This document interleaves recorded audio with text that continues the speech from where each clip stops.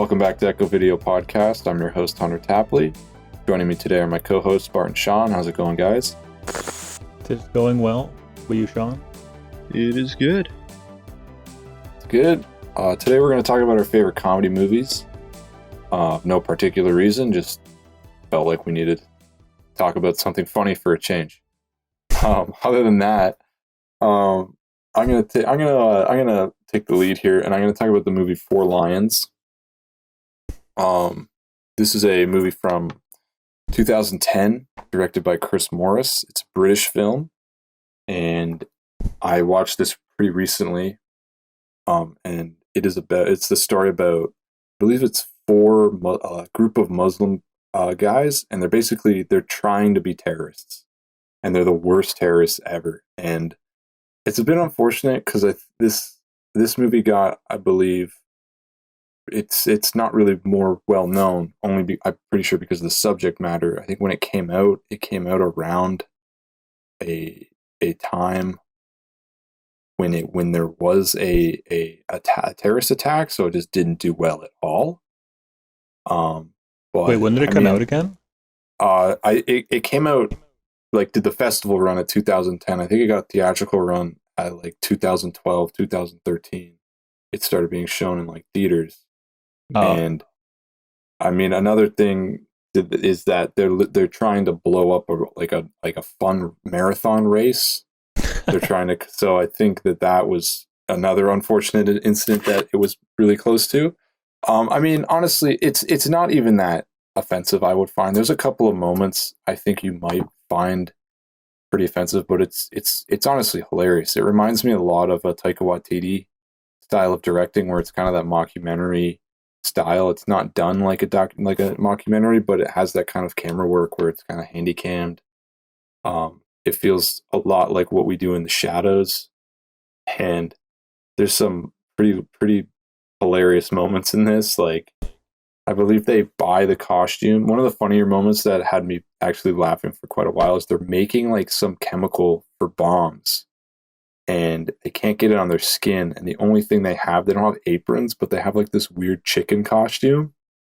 So they're just making bombs in Halloween costumes, and it's literally the funniest thing ever. And there's the other part, and I'm pretty sure other people, I've talked about this scene a couple times, only because it's probably the standout scene from the film in my opinion. And they're on their way, they're leaving at 3 a.m. to London to go blow up the race. So they have the bombs, and they're listening to this really intense Muslim music, and it's they're all sitting in silence and kind of preparing for what they do, and it cuts to them in the morning, and they're just jamming out to Dancing in the Moonlight, and they're all singing and dancing in the car. And just the juxtaposition that comes out of nowhere, it's quite literally so funny. And it's such a good movie. It's definitely not one to skip on. And I mean, it has some serious topics and some serious more serious scenes in it, so it's not it does have some pretty interesting topics to discuss and stuff, and it is really funny. What about you guys? Have you seen of it or heard of it before? Yeah, I've heard of it because you told me about it a while back. I think that Dancing in the Moonlight scene, and I did watch it. And I think two of my favorite scenes have Fess. I think that's the character's name, Fess. There's one scene where they're gathering the chemicals for the bombs, and he's got this massive shed full of liquid peroxide that he's gathered over the span of 3 years from this same store, and his buddies are okay, you got all of this stuff from the same store. How did you that's gonna look suspicious. How are you gonna make sure we don't get caught? He's yeah, I used a different voice every time. Oh yeah. They're what? I remember that. And, he's what do you mean you used a different voice? And he's doing these voices. Yeah, so I was myself, and then I did a voice of the IRA, and it's literally just his voice. But so you went in as a terrorist, trying not to look like a terrorist. And then another one is yeah, I used a woman's voice and just a high pitched voice, but you have a beard. Yeah, I kept covering my beard. But why would the woman have... Doesn't he just put his hand in front of his face or something? And then they're like, why would the woman cover her face? But because she has a beard. It's just so stupid. Man, it's such a funny movie. The other standout part, I just literally forgot it. They're trying to discuss where they're gonna blow up, and the one guy's like, I can't remember the mosque, I can't remember the name of the I think it's like a place of worship for Muslim people, and they're gonna blow it up. Yeah, they're gonna blow the place of worship up. They're like, why are we gonna do that? And it's like, because it's gonna start a psychological warfare on the Muslims, because they're gonna think, why would Muslims blow up the mosque?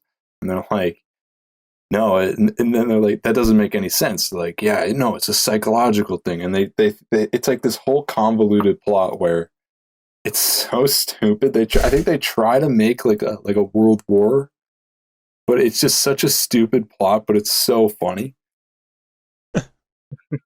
There's this other scene with Fez also where he has a crow, like a big black crow that he's called Brother Crow, and he's like duct taped a bomb to its chest. And he's like sitting somewhere on a perch, and then there's like an open field, and then somewhere else he's got like a little model house. And he's like, okay, so what you need to do is sacrifice yourself, fly over to that house, they're just training, and blow it up. And that will be your duty. And your sacrifice will, be be good. And then he's like, okay, we'll get out of the way. He's got like the trigger in his hand, and he walks away, and he presses it too early. And the crow just blows up, and it's so sad. And then you just see him like cry. This guy just like bends down to his knees and starts crying, basically. Unexpected. Brother Crow. Yeah, I remember the crow scene. The other part that I had, that just came into my mind. I should have watched this movie more recently. I can't remember what it was. I remember they had it's when they're caught. The neighbor catches them making bombs, and they're like, "What are you guys doing?" And then I think someone goes like, "Gay stuff," and they're like, "Yep, that's what we're doing. We're doing gay stuff." And they're the one guy who's trying to be like, he hates being out, not like he wants to be the leader and like the top dog of the group, but he's just like the biggest idiot. And he's like, this guy right here, he's the gayest. He's the gayest of us all. And they're just like, it's like, they just go on for like so much. It's so funny, dude. It's such a great movie. And I definitely do feel like it wasn't seen enough. I mean, I only know of this movie through literally the weirdest circumstances. I think I happened upon the scene on like some I can't remember. I happened upon the scene in the car with the dancing in the moonlight, and I just was so curious of what that movie was, and then so I eventually found it. But it was just such like an odd way to find the movie. When I think it should just be the movie, right? But good movie, worth checking out in my opinion. Yeah. Anyway, I mean, did you see it, Sean? Oh, sorry. Oh no, go ahead. Yeah, I forgot. Sorry about that, Sean. No, I mean, I haven't actually heard of it really, so I can't really say too much, but it sounds enjoyable enough. I mean, if you like What We Do in the Shadows or like Taika Waititi's kind of style, it's really similar to his style of directing and stuff, I find. Right. It's just very unconventional, and the jokes are like, that typical British blunt humor.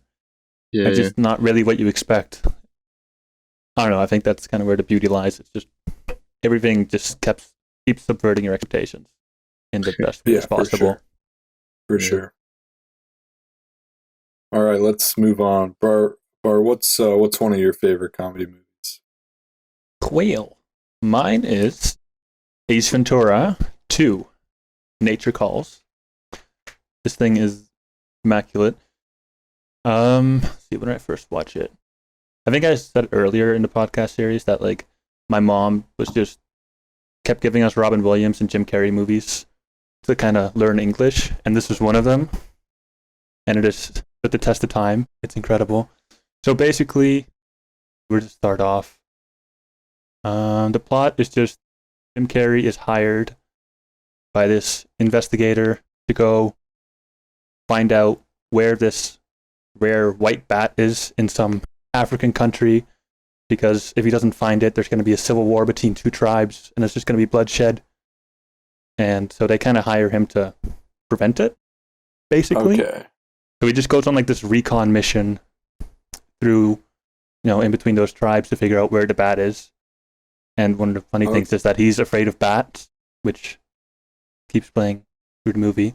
It's Jim Carrey, I think, for me, in his prime. Ace Ventura 1 was awesome. Back in the 90s. Yes. I think like mid-90s. It was on fire. There was a time when there were 3 cartoons based off of Jim Carrey movies. There was Ace Ventura cartoon, a Dumb and Dumber cartoon, and I believe a Mask, and they were all on at the same time. Yeah, I remember the box set that we got came with the animated series. Like, he was everywhere. Incredible. But yeah, if you want to like get into Jim Carrey, I think that's a great place to start. Jeez, it's hard to like describe the humor.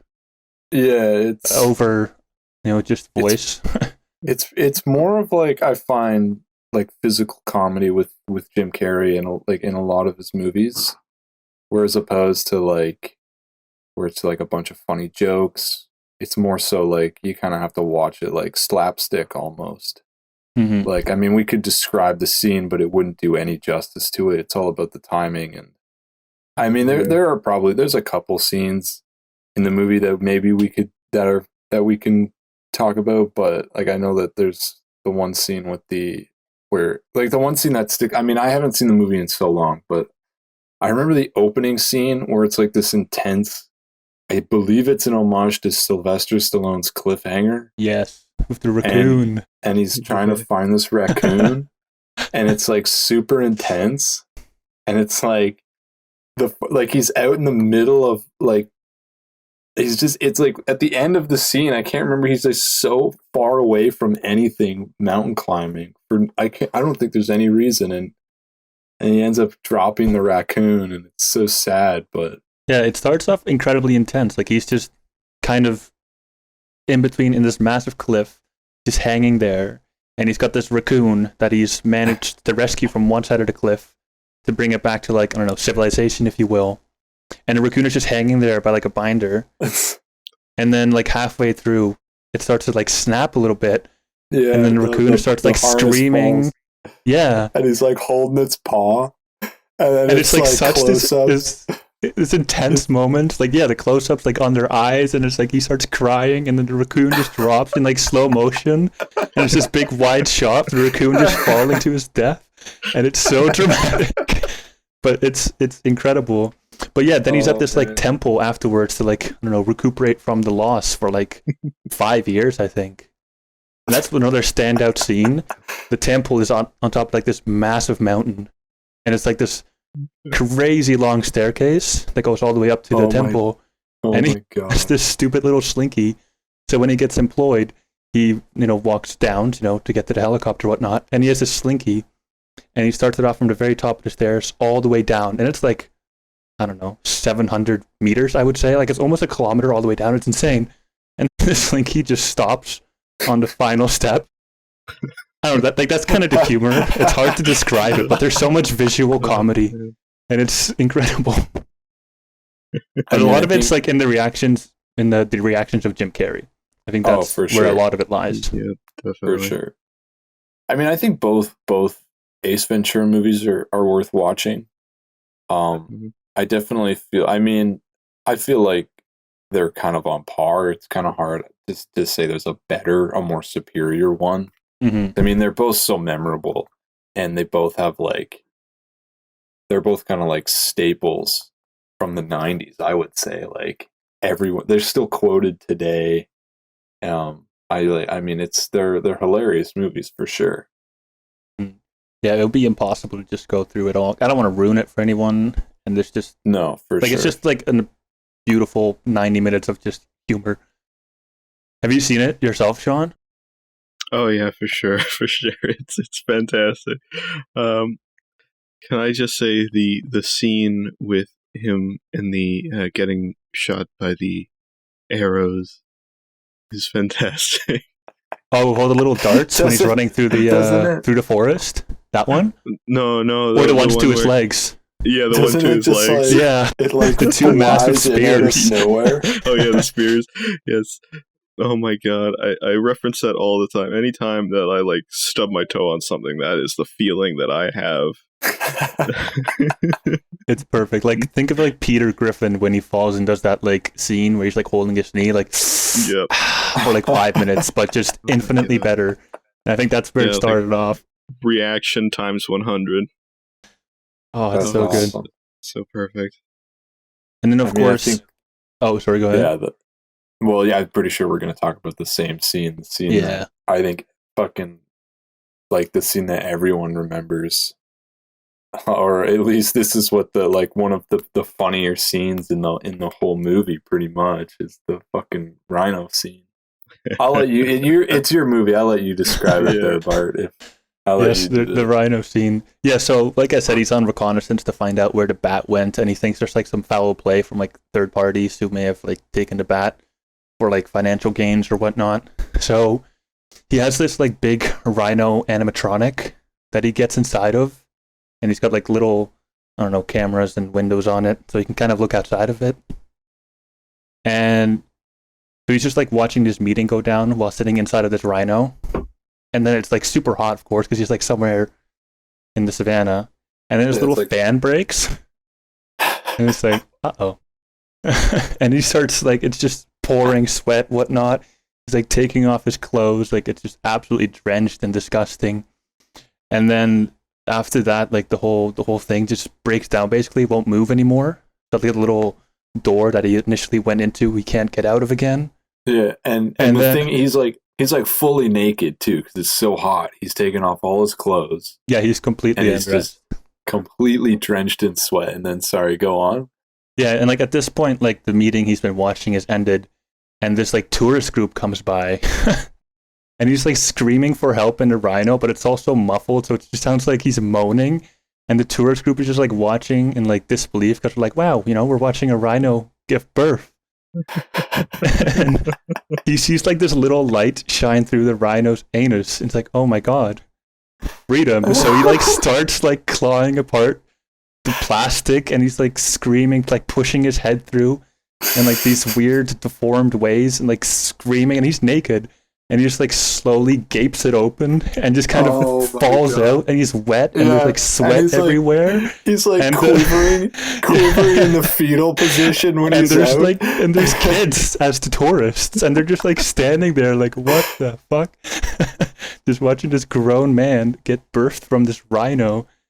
Oh, it's immaculate. Like even me talking it's- about it won't do it justice. It's no, just perfection. it's quite It's so it's, good.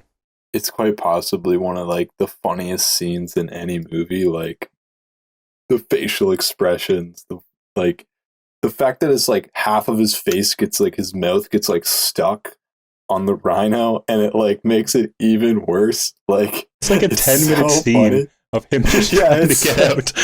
It's like it's so funny. I still remember there was one oh no wait I can't remember what I was gonna say. Oh no. Oh jeez. It was just about that scene. Oh yeah.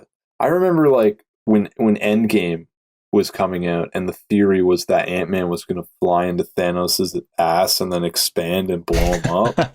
Someone like posted like a meme and it just said actual footage of Ant-Man escaping from Thanos or something. And I was like I hadn't seen the movie in like decades and I'm just watching it like with like what the fuck. Like it was so funny. Man, it's a it great is, it is a brilliant scene, and anyone should definitely check it out. The highlight I mean of not just 90s comedy. yeah, not just that scene though. Like that, there's tons of other good parts in the movie. Like we were Yeah, like, saying, so it's Everything is quotable. There's just too much there. It's brilliant. oh for sure. All right, let's move on. Sean, what's the movie? What's one of your favorite comedy movies you brought today? Okay, well, A bit of an interesting one that I have is a movie called Freddy Got Fingered. It is a movie by Tom Green, starring Tom Green. Some of you that may be watching may not know who Tom Green is, possibly. He He's was just like, a kind of a speaking Canadian of the comedian. speaking of the '90s, he was like the biggest star back in the '90s. I remember, Yeah. like, I mean, not that I was around much in the '90s, but I do remember him being like all over MTV with the Tom Green Show. Yep. And like, I I mean, he that's had some, basically his main thing that people would know him for if you know him. yeah, for sure. I just, before we go on, I just remember the one, just because it just jumped into my head. I don't want to forget it. Was the one Yep. bit that I remember Tom Green for the most is he goes to Subway and he orders like a 6-inch sub and he just keeps putting the same ingredients on it. Like he's just like a little bit of lettuce, a little bit of onions, a little bit of cucumbers, a couple of tomatoes, a little bit of mayonnaise. And he does that exact same combination like 15 times. And eventually, I think his plan was to just go until like they tell him to stop. But the guy, like he doesn't stop for the longest time, and finally the guy goes, "Nope, that's enough." And then, yeah, he needs like it's so big at this point, he needs like 2 wrapping papers to wrap it, and like it is the like I just remember finding that so funny for some reason. But anyways, so sorry. Back to what you were gonna say there, Sean. Well, I mean that's a good way to establish his kind of comedy that he does, honestly, because so like this movie essentially was just like giving him a bunch of money to make a movie and not at all supervising the project whatsoever. Because like to sum up the plot of this movie, basically all I have to say is that he like goes to be like a cartoonist, and he then ends up failing at doing that, and then Tom Green basically goes psychotic for the rest of the movie. Yeah, pretty accurate. Yeah, like it's because here's the thing: if you go in to watch this movie without knowing anything about it, you're probably gonna think this is the weirdest and probably worst thing you've seen in a while. But if you go in knowing that Tom Green basically made this movie as a complete joke, then it becomes a lot funnier. Yeah, exactly like you said. Like if you go into it knowing that he had a budget of like 14 million just to fuck around, it's a masterpiece. But if you go into it with any expectation, you will be disappointed. Yeah. I mean, for me, this film has like a lot of memorable moments in it, like little like section. It's not so much like an amazing movie as a whole, but like just the little bits that's in it is amazing. Like I mean, there's so many stupid moments. Like he just like there's just a part where like he goes up to like a horse he sees on like the side of the street and decides to like, you know, make like just grab its dick. Oh yeah, start giving it Straight a up hand job. bestiality. Like, oh my god, it's like okay, sure. Oh, or he sees like a dead animal on the street and he just decides to like do a bunch of crazy stuff with it, like just wear it in the middle of the street for no reason. Oh, doesn't he get hit by a truck with like a deer he gets carcass on his back? Yeah, he just like comes up and like screeches while wearing it and gets hit by a truck, like full on. It's like covered in blood and guts. It's so ugh. So there's just all this random stuff that happens. I mean, like, yeah, there's kind of a movie in between it, but like, yeah, that's not the important bits. The important bits is just the ridiculous stuff in between. Just like some MTV skits kind of glued together. Like, I would kind of compare him a little bit to like Eric Andre. Like in that kind of same kind of vein a little bit. I don't know. That's just kind of it's like, what I think of, like a contemporary. A lot of reliance on shock humor and shock value. Yeah, I mean that's kind of what his show was like originally. Was kind of similar to Eric Andre a bit. Obviously different in its own ways, but a lot of the bits were just like, what can he put in his mouth and freak people out? Yeah. There's a lot of scenes where he just like just does stuff in like the most unconventional way. Like at a restaurant with this date, and he's got like, I don't know, some salmon or something, and he just like picks up the whole salmon and just starts eating it like a bear. It's like, oh. What? Yeah. He's like clawing it apart and whatnot. It's just so uncomfortable. Yeah, for sure. I think like the main scene when I first saw this film, like, okay, so technically this was a film that like my dad had like a DVD collection of DVDs, and this was one of the things he had, and just the cover of it was like so wacky that I was like, as a kid, clearly not of age to watch it at all, was like, oh, I want to watch this. It looks so interesting. But my dad was like, yeah, no, we're not watching that. And I'm like, okay. But then eventually I was old enough to watch it, and he was like, okay, let's watch it. And so we watched it together, but I always reference this one scene where he's like on his couch, just on a keyboard, playing it like really terribly. And there's tons of like sausages tied to like the ceiling fan. And he's just like, Daddy, would you like some sausage? That's what I was going to talk about. It's so weird. The entire scene is like a fever dream. That was a pretty good impression of that scene. That was actually pretty impressive. Yeah. That was a pretty good impression. I remember. Isn't there like a scene with like a baby flying out of somebody? Oh yeah, giving birth or something. I remember. Yeah, he walks into a hospital room. Yeah, and it's just like, what the fuck is this? Like, he lassos the baby around the room by the umbilical cord. Oh my god! Oh my god! Ends up looking like the Butchered at Birth album cover from Cannibal Corpse. He was the inspiration. He was the inspiration. Did I tell you that story, dude?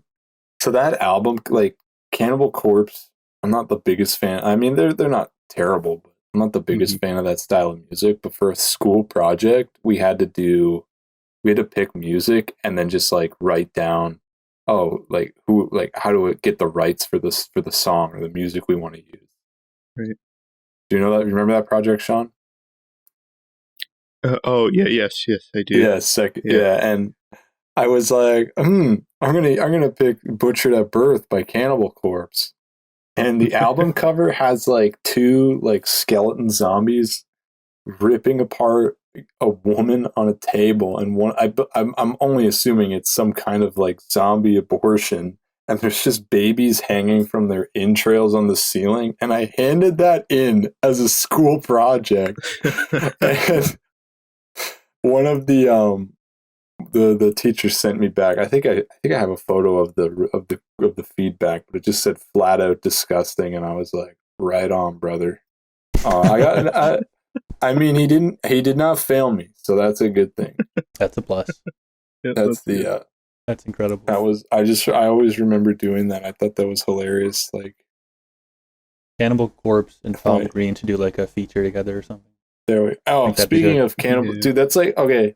I just, out of sheer coincidence, I didn't bring this up for other than just that story, but I think that's Jim Carrey's favorite band is Cannibal Corpse. Really?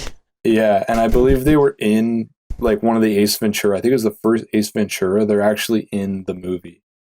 Wait, the band Cannibal Corpse? Yeah, I'm pretty sure it might be Pet Detective. It might be another Jim Carrey movie, but I'm pretty sure there's a Cannibal Corpse cameo in one of his movies. That is incredibly odd. I know. That's an odd dot to connect.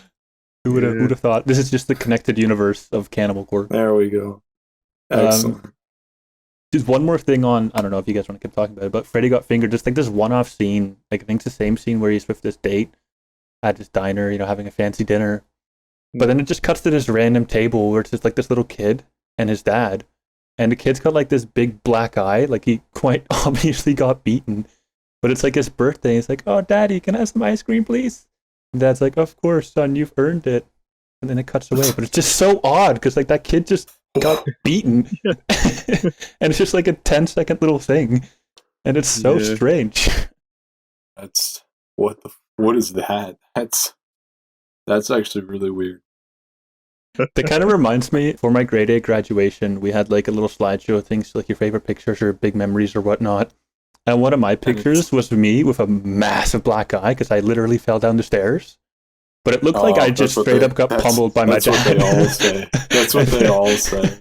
And I remember the teacher coming up, he's like asking, like, "Hey, Bart, is everything okay?" He's like, "Yeah, I just fell down the stairs." Oh, okay, are you sure? Because, I think he was genuinely concerned.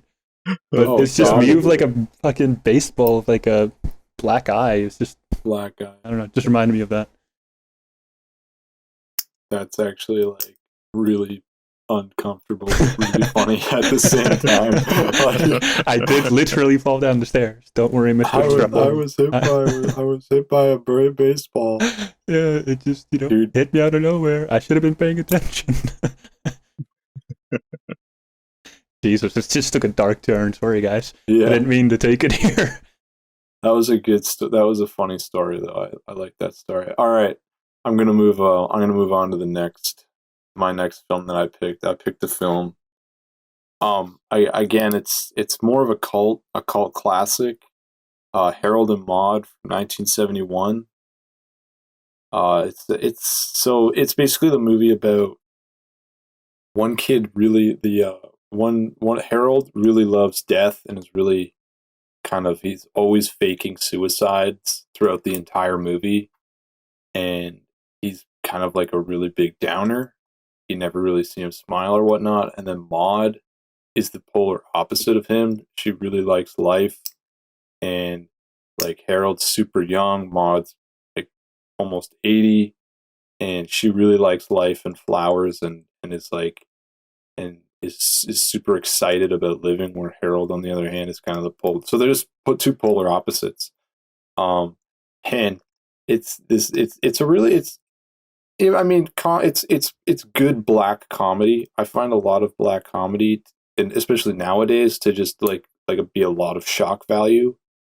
And I mean, it's hard to do good black comedy. Like, again, I'll go back to Taika Waititi. He does it really well, especially with Jojo Rabbit. I found he did it exceedingly well. There's a couple other. I'm not saying that no one does black comedy bad, but there are just a couple of.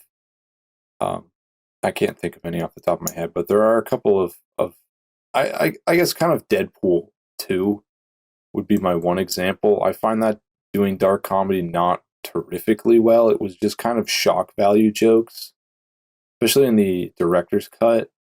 I don't know if anyone else had that, or if I'm just I think that the first one was like so successful because it was so gory that Fox was like, all right, more gore, more shock, and just kind of took it that way, that direction. Yeah, for sure. I just found the second one to be a lot more shock value than it actually was funny. So it's a really well done black comedy, which is I find them are kind of hard to find nowadays. But it's a great movie. It shouldn't be skipped. I really, again, I only know of this movie. It was one of the first films put on Netflix when Netflix was first starting off with their streaming service. I happened to find this movie when it was on Netflix, because it was one of the first movies on Netflix when they started their streaming service. The other part, it's just a really fun watch. I mean, one of the things is that Harold's mom is kind of more about material wealth and cares more about her image, I find, than him. And he's just always trying to commit suicide throughout the film. And as dark as it sounds, it's super funny. There's like she's making him get married. So she's arranging all these dates for him. And there's a scene where the date and the mom are talking in the foreground, and in the background, Harold's just dumping gasoline on himself. And like he's just about to light himself on fire. And like he always fakes it, like he'll come back at the end or something, and he's just faking it for like attention or something.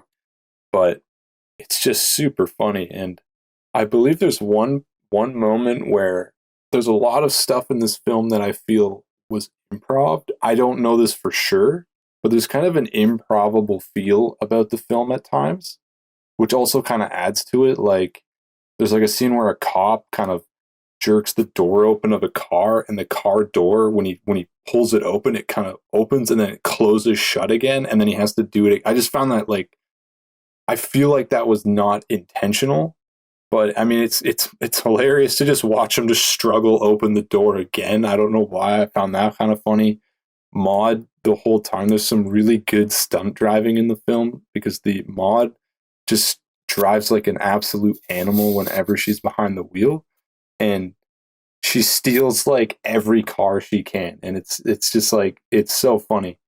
She parks a car, it's getting a ticket, and she's like, goes up to the officers, and she's just like, "Hey officers, what's going on?" They're like, "Oh, this person's parked illegally," and it's her car. And then they're just like, she's like, "How's that car? Is that car parked okay?" They're like, "Yep." And then she just breaks into it and drives away in this random car.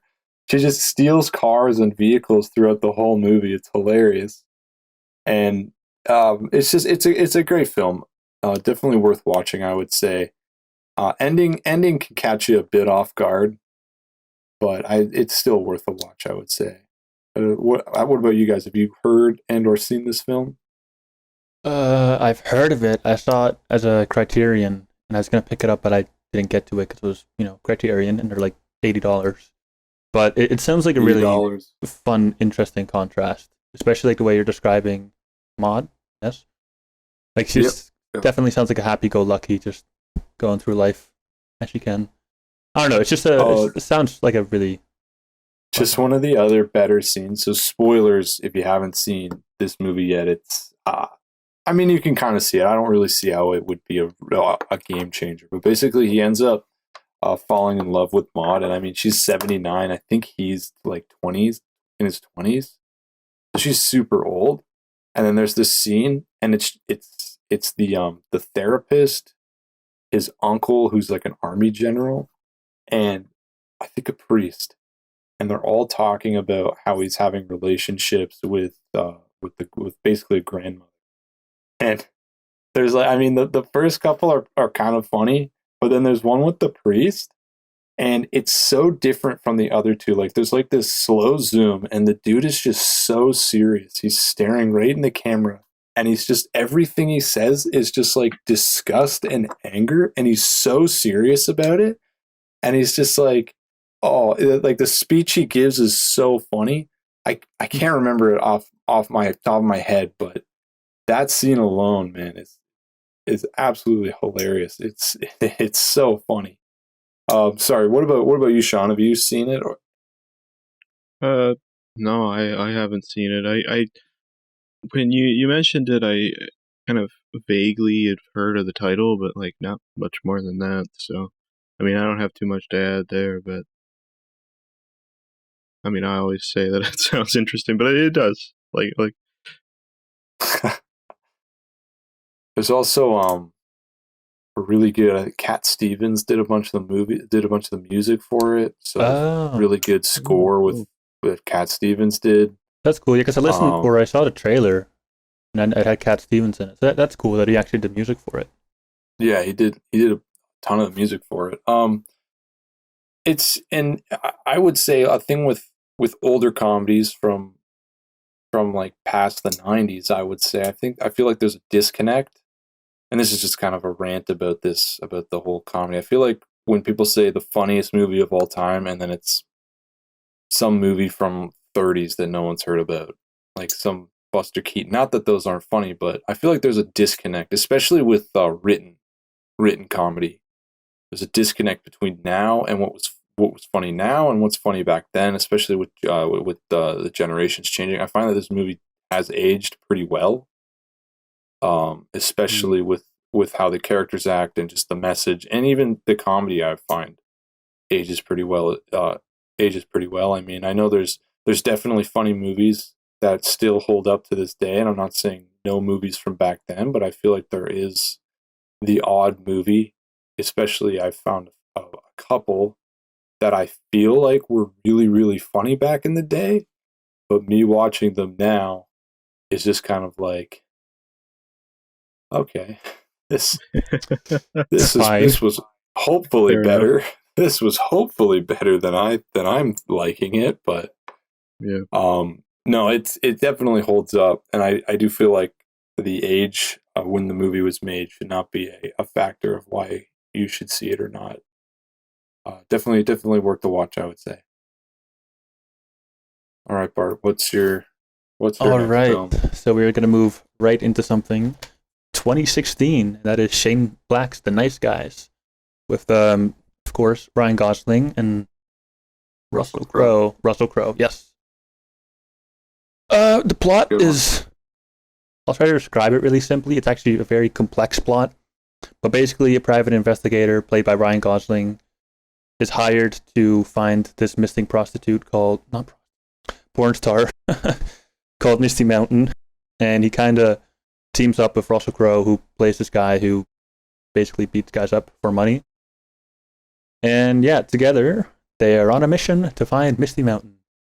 That is like the very bare bones version of it. But I think, like Jim Carrey, there's a lot of, or Ace Ventura, there's a lot of this movie, and a lot of the comedy is more so slapstick elements, or physical, reactionary, like describing them just as I would with Ace Ventura. I can't really do it justice. For sure. But like that, and like Taika Waititi, there's a lot of subversion of expectations. And I think one of like the most brilliant scenes, and like not only establishing a character but also just great comedy, is when Ryan Gosling, who's kind of like, egocentric, thinks he's really good at stuff, great personal private investigator, tries to break into this house to collect some information, and he's got like this small little napkin around his hand, and he punches it through the glass so he can like unlock the door. But as he does that, the glass just like slices his entire wrist open. He's just like, oh, that's a lot of blood, and like stumbles down the stairs and just kind of passes out. And next scene, it's just him in an ambulance. And it's that part's hilarious. Yeah. No, yeah, like, and he's like, the reaction that he does, he just kind of stares, like he's like, what just happened? Yeah. And he's like falling over, passing out, basically, as he's like freaking it out. It's so funny. Yeah, it's just a great way to establish that, like, kind of shit at his job, and it's just really funny, which I think is just really, really well written. And for sure. Let's see. Just while you're thinking there. Yeah, go ahead. Oh, sorry. Just I just remember one scene from that movie, where I think they're looking for information. The house they're at is burnt down, and then this little kid pedals by on his bike, and they're just like, "Hey, kid, you know what happened to this house?" And he's like, I think they have to pay him for the information. Oh no, he goes, yeah, I know. And then the guy goes like, hey, dude, you should tell him he'll give you $20 if you do. And he's like, I didn't say that. And he's like, well, now it's $20 for the information. And then the kid is like, he gives him the information. He goes, yeah, I came by, they're filming a movie. I offered to show my dick because I got a big dick. And then it's like 12. He like drops it out of nowhere too, which is so funny. And then Russell Crowe's just like, that's nice, kid. Like, he's just like trying to, and then the kid's just like, for another 20, I'll let you see my dick. And then Ryan Gosling's just like, I'm not going to give you I gave you $20. Like, what am I saying? And then he stops. And then this scene immediately following in the car where he's like, the age of gentlemen is over. He's like, do you want to see my dick? I tell you, the age of gentlemen is over. Like, $20. I don't know, that part fucking kills me, dude. That's such a great scene. I have the exact same scene written down. Oh, so great. Have you seen it yourself, Sean, before we continue? No, I haven't, actually. It's weird, though, because I know I've seen this. And I swear I actually planned to watch this, because, like, I just looked it up, and I'm, like, seeing the cover, and I'm like, I swear I might even have, like, a copy of it somewhere, or something. It's just such a great 70s homage. Like, it's incredible. It's really good. It's like, great. Again, this film didn't do very well either. Like, yeah, it was like, I remember. I mean, I didn't even know if it even played in theaters. I just remember seeing the Blu-ray available. But looking it up here, like the first thing that comes up with frequently asked questions for this movie is, why did this movie flop?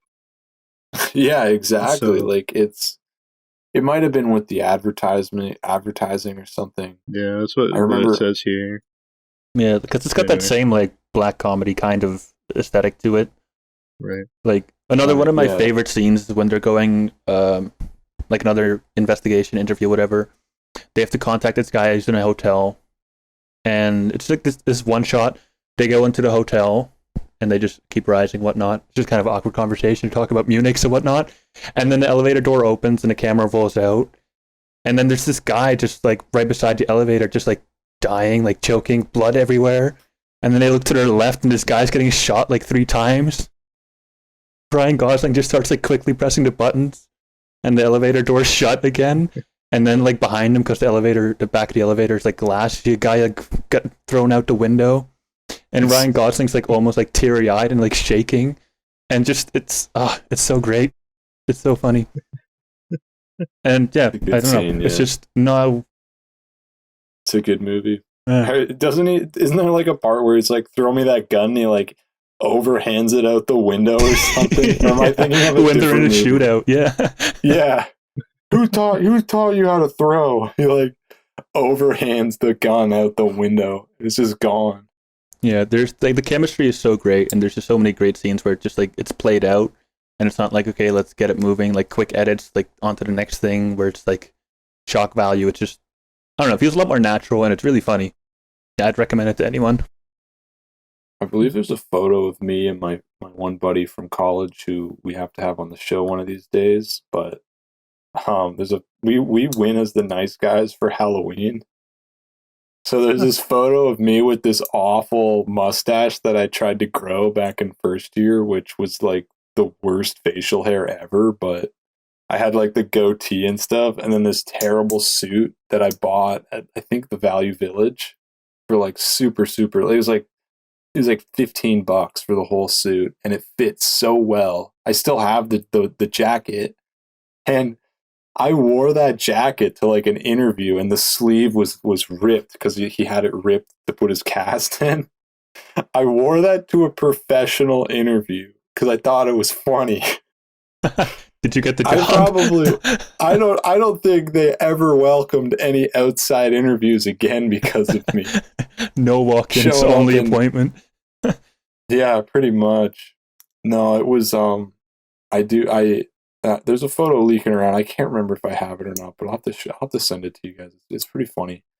Immediately put you on the blacklist for the company. Like, don't let this man enter. Oh yeah, don't. He's got this is a ripped sleeved suit, man. Don't let him in. His dumbass suit. Any last notes on the nice guys before we move on? No, just great film. Good aesthetic, great 70s aesthetic, very good world building. Exactly. Sean, what's your next gem? I mean, once again, out of the first film that I said, that had about a 10% on Rotten Tomatoes. This one has a 16% on Rotten Tomatoes, so we're moving up in the world. Good. Yeah, we're moving up. Moving up. The movie's Grandma's Boy. I mean, this movie, I guess again, as a plot summary, essentially it's just about this like stoner guy that ends up right at the start of the film like losing his place, and he has to end up finding somewhere to stay, and he basically ends up moving in with his grandmother, and he works at this like video game company that like develops games and stuff, and from there it's just like a bunch of weird comedic moments, and basically like by the end of the movie he has to like, you know, best like another guy to like win. It's not a complicated plot by any means, but like some of the things in this movie, like when at the start of the movie, before he moves into his grandmother's house, he stays at this guy's place that's like a friend of his, but he's like a literal man-child. Like he's actually just like a kid. Like he sleeps in like a car bed, and his room is like done up like a 5-year-old's room. Yo, there's a monkey in this movie. Yeah, there's a monkey. Oh yeah, there's a monkey. There's a monkey. This is a continuation from last week. We should have. It's the secret sequel. about this last week. Yeah, Monkey Movies Part 1.5. There we go. The hidden monkey reference. Yeah. Nick Swartzen is in it. Oh my god. Yeah, I mean it's enjoyable. Like, and in that same scene, he like the main character, he goes to the bathroom to like jerk off, and he takes like one of the kids' like doll toys to do Oh it too. yeah. And Oh the mom my walks God. in like right when he finishes. And he's like, I can't That's stop vile. coming, I'm sorry. And he's like screaming and Yes. he's screaming and it's like, Vile. oh my god. That is vile. It is so Like it's just terror. and then he's immediately kicked out for obvious reasons. I mean, yeah, valid. Yeah. That is actually Get a restraining disgusting. order on that man. Good lord. Yeah, they also got Norm from Avatar, James Cameron's Avatar, as like this like video game like nerd character that doesn't know anything about social like cues at all or anything. Like he just has no social experience whatsoever, and so he always talks in this like It's- terrible robot voice. It's just That's funny like, Sorry, because just the Norman Avatar is also like this weird, nerdy, skinny kid. Like nothing's changed. yeah. Well, I mean, he's just the okay. same character. In every Here's movie. the thing, though. Like in Avatar, that's kind of the character he is. But in this, imagine it's just like dialed to like the most extreme value. Like Okay, fair. that's what his character is in this. There's like a scene where he just because he hates the main character, and so they don't get along at all. And so he just like walks by at one point and he wants to hide from him, but it's just a clear hallway. So he just like immediately like sticks to the wall and just like goes right against it and just stops moving. And he's like, oh, I can see you, you know? And he's like, he doesn't say anything for like 5 seconds. It's like, no, you don't. Kind of sounds like a cringe fest, I'm not gonna lie. It does, but it's like, it's just the way, like, because the movie itself is so stupid. But the actors and the acting in it is like they commit to everything, so it's just like perfect amount of cringe that it's kind of Got funny. that. It's got that charm to it. I can see that. Have you Yeah. seen it, Hunter? I have not. This is a movie. This is a weird movie because I haven't seen it. A movie I have not seen. I'm surprised. But no, I haven't seen. I don't even think I've heard of it. Honestly, like I just looked up the poster just now. I mean, I've seen the poster, but I've never heard of it before. You guys were talking about it. Doesn't seem like my kind of Yeah. thing, but It was just a movie that I happened to like. I watched it quite a while ago, so some like these are just immediate scenes that are coming to me. There's other ones that I probably am not remembering right now, but Mm-hmm. it was just a I movie remember that one I scene that had was- physically and was like, "What the heck is this? Might as well watch it." And it's like, "Oh, Toss it on. this is Got what a it is." really young Jonah Hill when he had still had those like really small glasses, which I guess could have been his Yep. character, but I feel like he also wore those in real life. I don't know. Yeah, he has that a lot in his early films, so I have to imagine that's the case. He was just legally blind. just Yeah, like his- you, dude, His vision got better after a fucking while. driving around without glasses. You needed fucking glasses the whole time. Oh God, yeah. We don't, I was Taking literally a driving Taking death us trap. taking us to Barry. Me and our other buddy Bryce are just like praying for our lives to make it back alive. He's like almost crashing into the fucking traffic island. And Yeah. For Oh my context, God. flinging her, I got my driving license, into. and my vision is kind of questionable, but like you have to do that eye test, like whether or not you need your glasses like to drive legally. It'll be like listed on your license. And I did the test, and they're like, "No, you're fine." But I guess my vision just got like progressively worse in like the next 2 weeks or something. Because whenever I was driving around, I couldn't really see most of, like the traffic lines that were posted, like on the road, like I don't know, that divides lanes or like turning lanes. I was just kind of going with the flow. So this one time, Hunter and I were driving at night, which is makes it even worse because like then I really can't see crap. I'm just relying on reflectors and lights. We were driving to go see La La Land, and there was this left turn at this pretty busy intersection.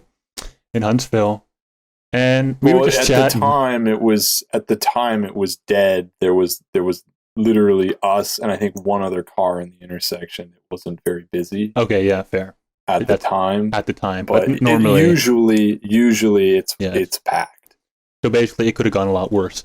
But I took a left turn, and instead of like going over the island into the normal lane, I drove directly into oncoming traffic on the wrong side. I still remember the one time you were driving us to school, and you and your cruising, and I'm sitting in the front seat, and there's a fucking stupid intersection where I live, and it's all like there's literally no need for it. Yeah, it's just a light for nothing. It's there to be there is what it is. So we're sitting there, and he's driving, and he's going like I don't know, maybe a solid 90, I speed think. Limit. Yeah, and I see the light is like red, and I'm like. And I'm just like, okay, we're a bit away, so it'll probably change and or he'll see it. Then we're like literally right in front of it, and then halfway through the light, I was like, whoa, red light, and he slams the brakes on. Now he's parked in the middle of the intersection, and I'm like, what are you doing? Just go through it at this point. And he's like, oh, and then he I flies literally through the rest did of not it. see that entire intersection. If anyone was coming, that would have been the collision of a lifetime. I did not see that entire light. That would have been the end of that man. Like you would have evaporated. I would have killed 1/3 of Hunter's family right there. It would have been rough. I think from now on we should just in a podcast have like a 5-minute thing where it's just me talking about my scary driving stories because I've got a lot more. Oh, I know indeed. The fire truck. All right, we'll leave that for next time. Yeah, we'll leave that for next time. So moving on. The next movie that I brought is Best in Show from the year 2000. That's a Christopher Guest film, who also directed This Is Spinal Tap. It's a mockumentary about competitive dog breeding and just kind of not dog breeding, dog shows.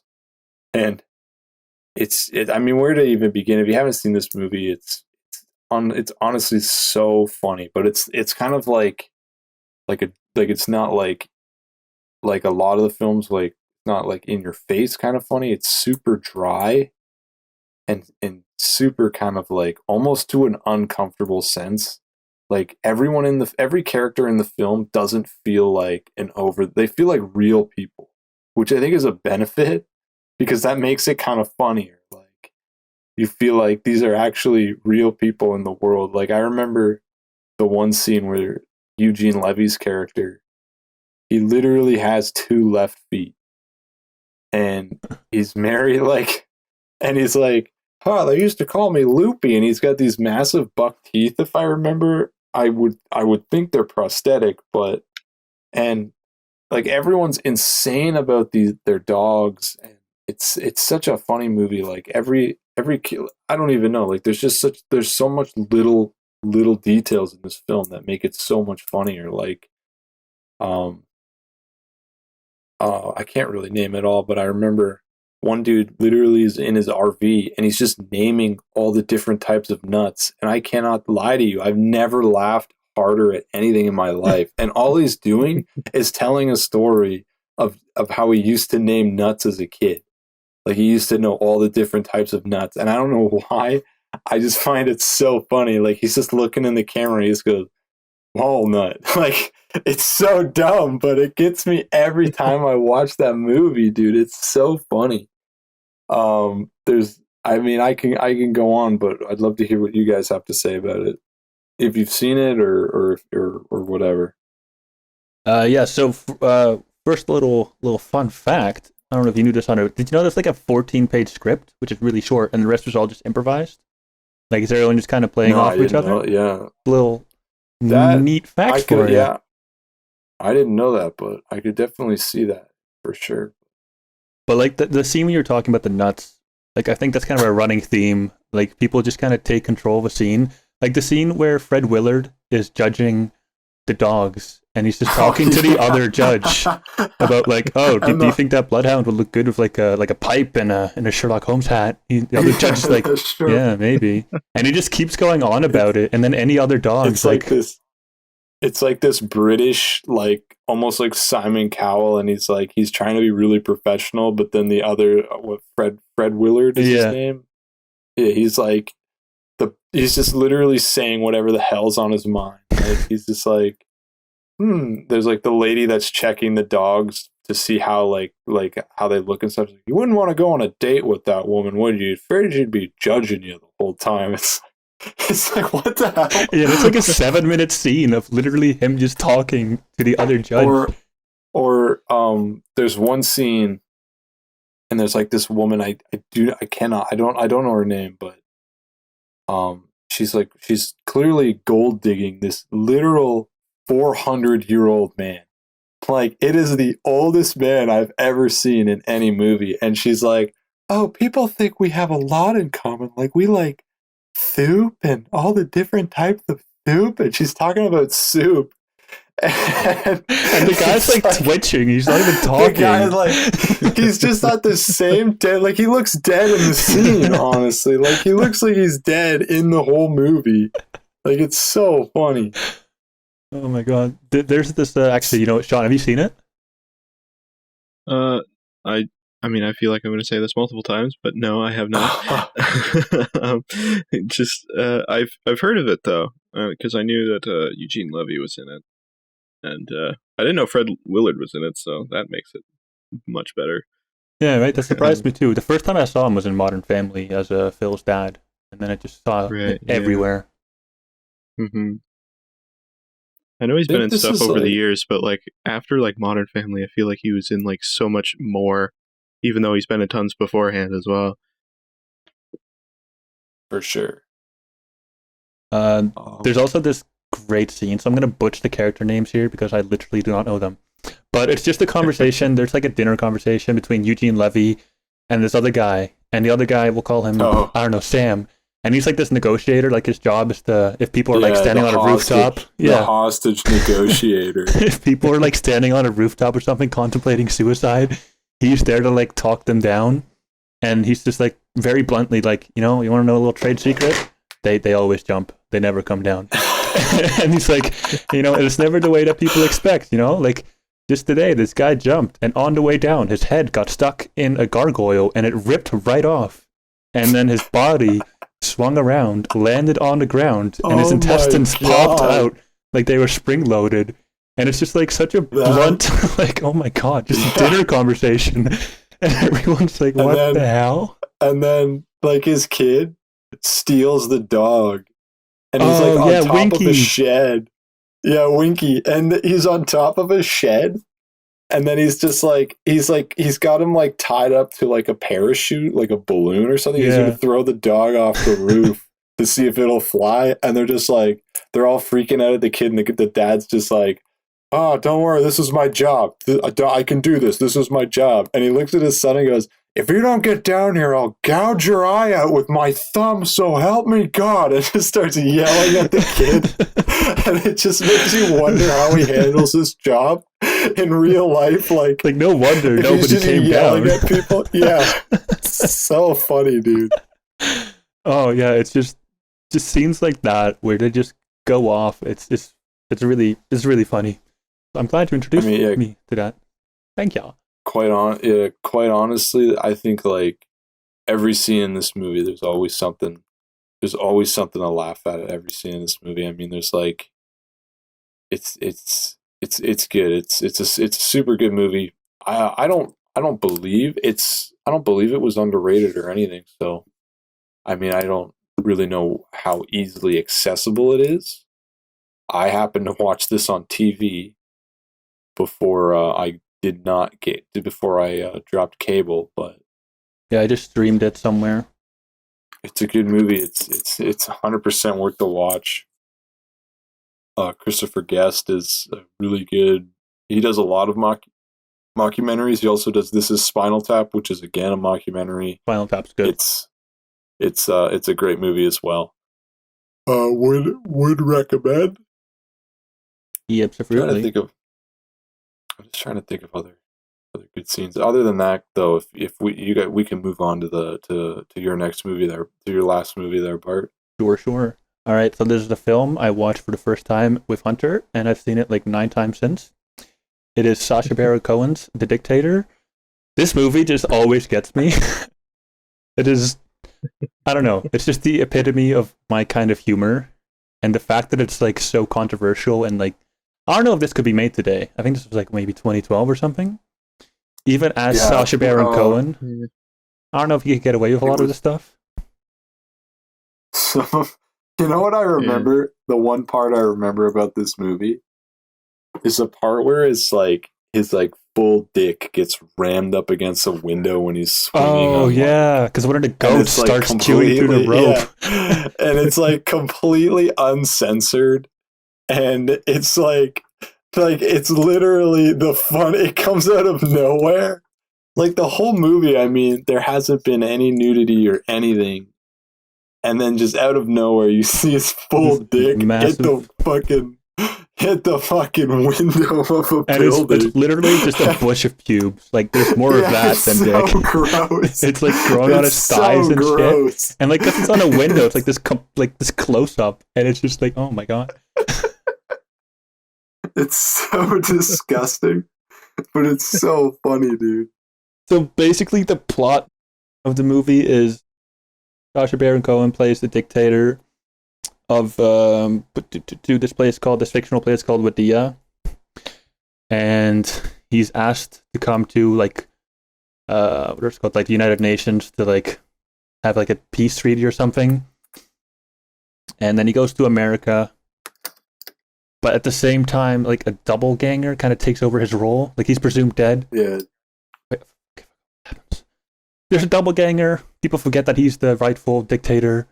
He goes to America, and doppelganger takes over his role, basically. And they shave his beard, and then no one knows who he is, and they think he's lying, so he's got to wait for his beard to grow back, or they try to like steal a beard off of a guy that's similar. Yeah. Reattach it. Basically, so that's the plot. But honestly, yeah, I don't think you're here for the plot. There's some really great scenes. I remember one scene before the imposter takes over where John C. Reilly makes like a little cameo for like 2 minutes. Oh yeah. And he plays the security guard, and then he talks like dictators, like, so I'm here. I'll be your 24/7 security, but I got to be honest with you, I don't like Arabs. And he's like, oh my god. He's like, all right, well that's fine because I'm not an Arab. And he's like, I don't like Jews either, or blacks, or those blue tree-hugging queers from Avatar. Isn't it like, as far as I'm concerned, anyone outside the United States is an Arab to me. Yeah, and then he's those like, blue freaks from. It's like awful. It's like, oh my god. And he's like, you should also go see the Empire State Building before one of your sand monkey cousins blows it up. Yeah. Part's horrible. And like that's all John C. Reilly is there for. It's literally just 2 minutes of that. And like there's just so many little sorry? There's that, and he tortures them too. He tries to yeah. But then he's like really into it. No, he's like mocking him because he doesn't know how to torture because he like it's like his first time or something, and he's like, check this out. It's the anus umbrella or something. It's like this spike thing you stick up someone's ass, and it's like, but it looks like you forgot the umbrella, the protection umbrella. The splash guard. He's like, yeah, and he's like, I wouldn't want to ruin your nice white shirt. And he's just like, you know what? I see the attachment for it too. God damn it. He's like, it's so stupid. Yeah, he's like trying to show off all of his toys, all his like fucking torture devices, and yeah, just critiquing it. He's just critiquing it the whole time. And then there's just like all these little stupid one-off jokes where when he's still the dictator of Wadia, he in the dictionary changes like, I don't know, 2,000 words to just Aladdin.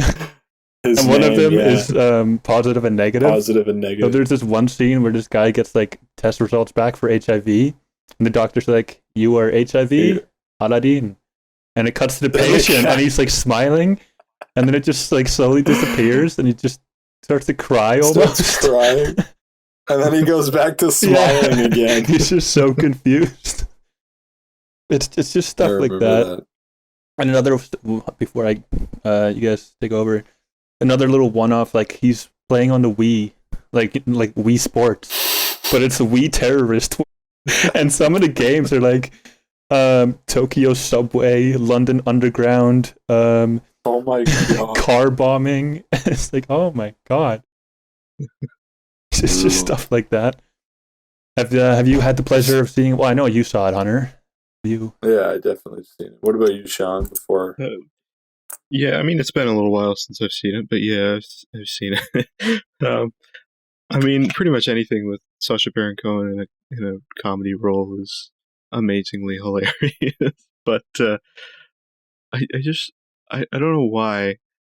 Like, I'm not remembering too much specifically, but I remember there was some scene that was like just talking about like nuclear weapons and just having like miscommunication back and forth about it like constantly. Oh, the pointy one, like, and the rounded the missile. Yeah. And he's just like, we need the missile to be pointy so it can stick in the ground and then blow up. It's like, you were watching cartoons. They don't look like that. It's like, no, I wasn't. I was watching weapons documentary. It's like, in this documentary, was there an ailment? Was there an injury where the duck's bill goes to the back of his head and he has to pull it back to the front for him in order for him to speak again? He goes, there was a deformity like that, yes. It's so awesome that Ben Kingsley is in this movie for like most of it. It's I don't know, caught me off guard that freaking Sir Ben Kingsley was in it. And it's got like one of my favorite quotes when he does make it to America, and he befriends this girl whose name I forgot. She's like in Scream, like the really big-eyed blonde girl. I don't know. I feel like you'd recognize her when you see her. But anyways, he teaches Aladdin to masturbate, and he goes up to this random customer after masturbating in the store bathroom. He's like, "Give a man a vagina, and he will spiff for a day. Teach a man to use his hand as a vagina, and he will spiff for a lifetime." It's just so inspirational. Anna Faris is the yes, you're right. Name of her. Those are boobs. I thought you were a boy. At the end when it's like, oh, I'm pregnant. Oh, is it a boy or an abortion? Holy fuck. There's the similar scene where like the opening documentary is like Aladdin's mother mysteriously died in childbirth, and in the background you can see her getting smudged by a pillow. It's so awful. That, and he's born with like a full beard. Like, it's so stupid. I remember the other part was when they he's like helping this woman give birth in like the store. Oh, that scene is vile. Then he's like, and then at the end he's just like, oh, it's a girl. Where's the trash can? Oh my god. It's like, holy shit. And the first like 3 minutes of that scene, he's literally in her asshole. And it's so... Oh, is it? Yeah, he goes into her ass by accident. Oh, man. I have not seen that movie in a while. Oh, that is disgusting. It's vile. Dude, I watched this when I was in when I was in public school. I saw it again pretty recently with my buddies. It's just such a good time. Saw it when I was at an uncomfortably young age. 9/11, 2012 is the best. They're talking about the Porsche or something. Yeah, and he's like dressed in like all like an American flag jumpsuit, basically, in a helicopter, and this like American couple is sitting across from him, and he's talking in I don't know, a foreign language. And like 9/11, 2012, and a couple across from him just starts screaming. Great. It's a good movie. Would recommend. You like Sacha Baron Cohen. Good one. All right, Sean, what's your last movie today? All right, so I was kind of going back and forth between two movies, but I will talk about this one. And going based off, again, Rotten Tomatoes scores, this one is actually good. It's about an 80%. So the movie is Office Space, and I mean, this movie is just fantastic. It's a Mike Judge movie. for those that don't know, it's Mike Judge does Beavis and Butthead, King of the Hill, Idiocracy, which was the movie I was thinking about doing. But Office Space is actually really, really good. It's pretty simple to explain. It's just kind of going about a guy that works at an office, and essentially over time kind of starts to, it shows the mundaneness of working in an office in a cubicle and everything. And he basically gets annoyed with it and then starts kind of rebelling against the system, if you will. But it kind of is in an interesting way, because he doesn't immediately just turn like that. Well, he kind of does, because he essentially he goes to a hypnotist to kind of take away some of the stress. And as he's getting hypnotized to like not care about anything and to have all of his worries like fade away, the hypnotist like has a heart attack and dies. That is unfortunate. Yeah, so then he's like half hypnotized, not caring about anything, and he's just like dying, and everybody that's in the room is like, oh my god, we have to help him. He's just sitting there in the chair with like no care in the world. Like just watching him like die on the spot, just like My god, I forgot about that. Yeah. And so like the next day he's supposed to go into work like on a Saturday to fill in some like time. And he just gets like a phone call, and his answer machine just goes off over and over again. Like, why are you not here? And he's just like keeps turning it off because he doesn't care. But then the ironic thing is like, since he doesn't care, he like goes to like a job like interview, or like he goes to like a employee kind of like evaluation meeting thing that's like set up for like every employee. And so he goes there and he's like not in any like uniform at all. He just walks in and he's like, yeah, I don't care. And they love his like attitude. So they like promote him. Oh my god. That is some what a great movie. I remember the one scene, like the Office Space scene. Like if you could come in on Saturday, that would be great. And that scene got like memed to hell back in like, I don't know, when Rage comics were still about. And that's when I like was introduced to Office Space. But yeah. The one thing I vividly remember about it is the character of Milton. And it's so sad. Yeah. Like he keeps getting like demoted and like put like a floor below and a floor below and a floor below. And at one point he's literally in the basement by himself in the dark. And he's like crying and he's like muttering to himself, and it's such a tragic character. Give him power. Yeah, he's just like, they just turn all the lights. He just sits there in the dark. That's awful. He's kind of got like that Bubbles aesthetic. Oh yeah. What a lad. So sad. He still has his red stapler. Yeah. Oh, you don't? Well, doesn't someone try to take it at one point? Yeah, like right at the end, he's like in the basement, and then they're like, "Oh yeah, that's my stapler. I'm just gonna take that." And he's literally nothing left. Yeah. So sad. Yes. So the other part of this movie too is he works with two other employees, one of which is Michael Bolton. But he's not. It's not. The joke is he's not actually Michael Bolton. His name is Michael Bolton. You can't get that confused. But yeah, so they work to like essentially take like little bits of rounded out money from that's like incoming money to the company, which is like, a couple cents, like maybe in a month. But they screw up the program, so then it ends up taking like hundreds of like thousands of dollars from the income in like a day, and they're like in deep trouble. And I mean, that's like the majority of the plot is of getting out of that. But not really to spoil anything, but it's kind of hard to do. Don't take Milton's red stapler. Things will go downhill fast. Yeah, that goes downhill fast. He likes his stapler. That's awesome. Yeah, it's really well done, though, actually. Like, I highly recommend just to watch the whole thing, because really any of Mike Judge's movies. I was going to talk about Idiocracy, too, but yeah, just watch Mike Judge stuff. It's funny. It's enjoyable. They're comedy movies that actually are decent and not Freddy Got Fingered. Even though I enjoy that movie, it's definitely not. We got a not wide quite to the spectrum of quality. comedy here. Yeah. Great film. Oh, he did. Excellent.